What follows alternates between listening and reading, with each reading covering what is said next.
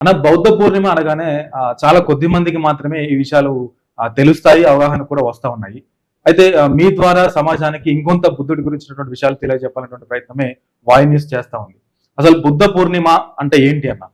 వైశాఖ మాసంలో పౌర్ణమి రోజు భగవాన్ బుద్ధుడు జన్మించడం జరిగింది. ఆ యొక్క పుట్టినరోజును బౌద్ధ పౌర్ణమిగా మరి ప్రపంచవ్యాప్తంగా బౌద్ధిస్టులందరూ కూడా గొప్ప పండగగా జరుపుకుంటా ఉన్నారు. అదే కాకుండా ఈ యొక్క బౌద్ధ పౌర్ణమికి మరో ప్రత్యేకత ఏంటంటే బుద్ధుడు పుట్టింది కూడా వైశాఖ పౌర్ణమి రోజే.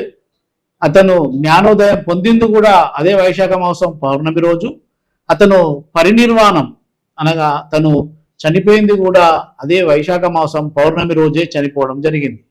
ఇలాంటి 3 సంఘటనలు భగవాన్ బుద్ధుడి యొక్క జీవితంలో జరిగినాయి.